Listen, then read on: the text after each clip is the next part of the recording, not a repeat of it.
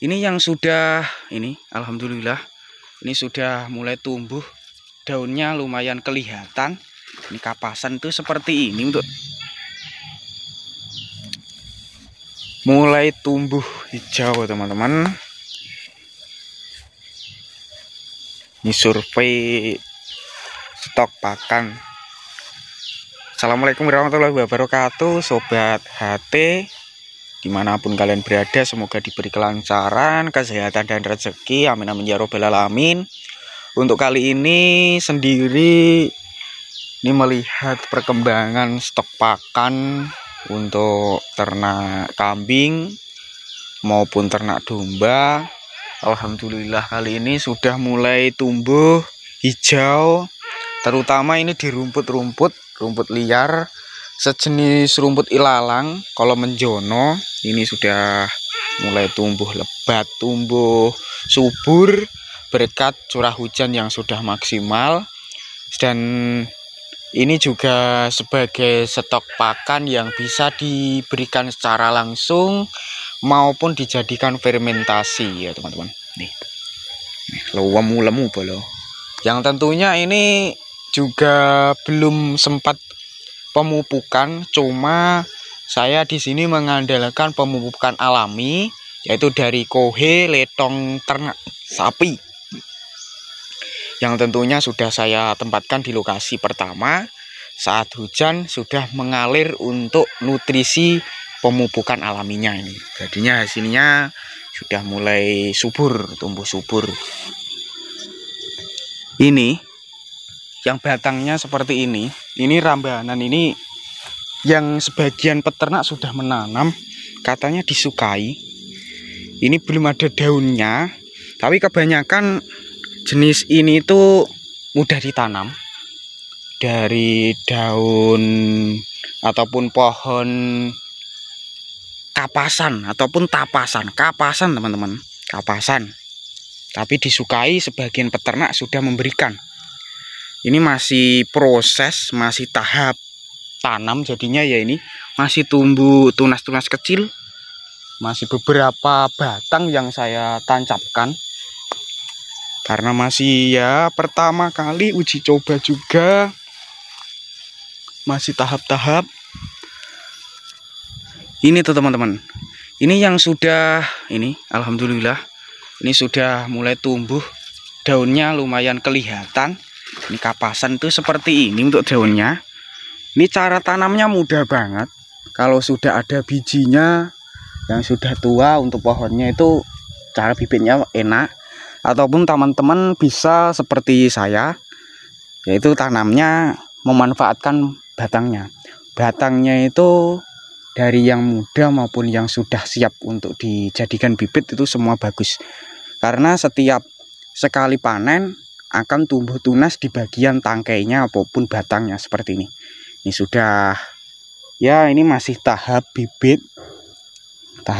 Nanti ke depannya nanti saya akan perlihatkan yang sudah kapasitasnya besar. Kalau ini kan masih tahap ini bibit. Ini juga ada di bagian situ. Ini dari dari tadi jenis itu daun.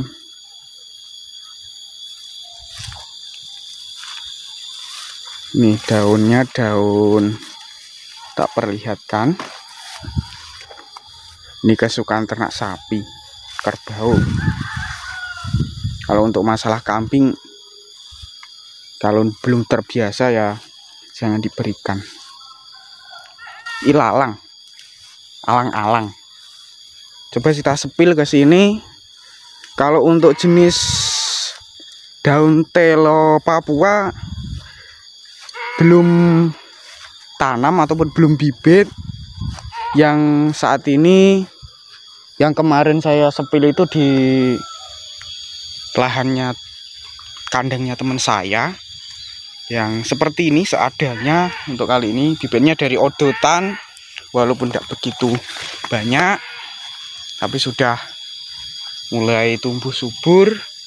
Dari daun singkong karetan, ini kebanyakan dari campuran dari Sedia Liandra gembilina. Gembilina itu seperti ini untuk daunnya, lebar juga dan tingginya bisa mencapai 1 meter, 2 meter, 3 meter, bahkan lebih 5 meter, tergantung dari teman-teman untuk cara panennya. Biar cara panennya itu kita tidak susah untuk panen, ya kita pangkas, yang intinya itu pakai alat bantu. Nih, stoknya masih menipis, tapi di bagian sebelah sana sudah mulai tumbuh. Ini daun karetan non tanpa ubi. Ini seperti ini, daun karetannya juga masih tumbuh, tapi sudah mulai mudanya sudah mulai menghilang, mendekati ini masa-masa panen nanti. Batangnya juga besar-besar seperti ini. Kalau di bagian sini itu yang saya fullkan di rambanan, ramban-ramban. Sedangkan yang tadi itu fullnya di rumput dari Kolo Menjono, karena sama rumput liar ataupun rumput ilalang. Itu rumput liar, nggak saya tanam tapi tumbuh sendiri. Untuk bibitnya juga saya belum menemukan, tapi setiap daerah, setiap lahan pasti ada jenis dari itu daun ilalang itu, yang tentunya itu manfaatnya ya ke ternak sapi dan kerbau.